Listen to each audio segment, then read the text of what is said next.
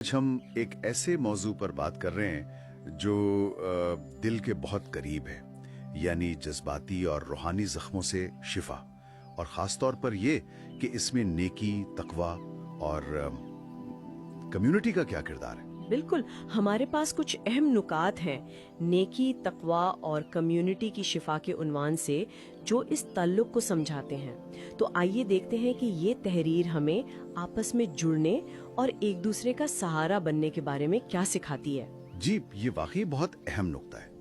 आजकल देखें ना, हर कोई इनफरादियत की बात करता है, लेकिन हमारी जो रिवायात हैं, हमारा ईमान, वो तो हमें जोड़ता है, एक दूसरे का सहारा बनने को कहता है। ये तहरीर हमें याद दिलाती है कि असल ताकत, असल शिफा वो तन्हाई में नहीं है, वो तो ताल्लुक में है, आपस की हमदर्दी में है। और उसकी बुनियाद वो तो कुरान और हदीस में मिलती है ना। हाँ बिल्कुल। गुफ्तगू शुरू करते हैं इस एहसास से जो इन तहरीरों में है कि इंसान अकेला पैदा होता है मगर अकेला मुकम्मल नहीं होता। कितनी सच्ची बात है ये। जब जख्म गहरे हो ना, दिल पे बोझ हो, तो वो जो दवाएं हैं वो अक्सर पूरी नहीं पड़ती। उस वक्त असल जरूरत तो किसी अपने की होती है, किसी इंसान की, एक हमदर्द कम्युनिटी की। जैसा कहा गया है, उसे इंसान चाहिए, उसे कम्युनिटी चाहिए। ये तन्हाई ही तो अक्सर जख्म गहरा कर देती है ना। बिल्कुल बिल्कुल, तन्हाई तो खुद एक बड़ा जख्म बन सकती है। और यहीं पर कुरान करीम का वो उसूल हमारी रहनुमाई करता है, वतावनु अलल बिर्रि व तक़वा, यानी नेकी और तकवा में एक दूसरे का साथ दो। ये सिर्फ एक हुक्म नहीं है, आप देखें तो ये शिफा का एक बुनियादी रास्ता है। बिर यानी नेकी, भलाई, और तकवा वो अल्लाह का लिहाज, परहेजगारी।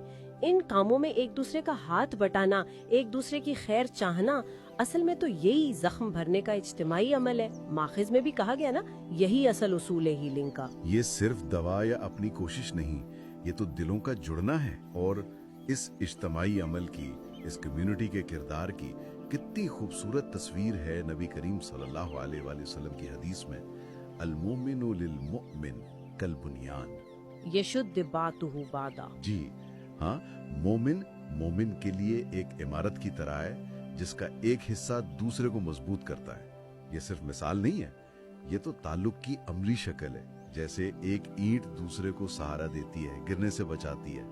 मतलब हम एक दूसरे को थामे, कोई लड़खड़ाए तो उसे सहारा दें, अकेला ना छोड़ें, और ये यकीन दिलाएं कि हाँ, बेहतरी मुमकिन है, मरम्मत हो सकती है। बिल्कुल, और यहीं आकर ना वो फर्क वाजे होता है जो आजकल की एक मसनूई दुनिया हमें सिखाती है, और जो असल ताकत है जिसकी तरफ ये तहरीर इशारा कर रही है।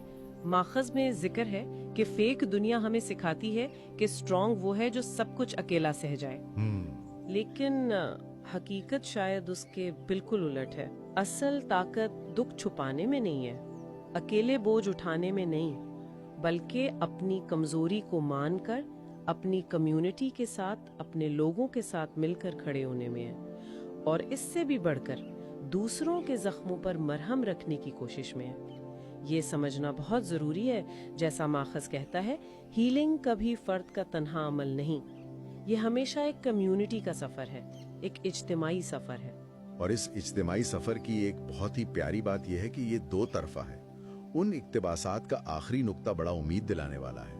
तुम जितना दूसरों को हील करोगे, उतना ही अल्लाह तुम्हारे जख्म भी भर देगा। जी, यानी दूसरों के दुख में शरीक होना, उनके जख्म भरने की कोशिश करना, वो एक तरह से अपने जख्मों पर मरहम रखना है। और इस बाहमी हमदर्दी में, इस कोशिश में फिर अल्लाह की मदद भी शामिल हो जाती है।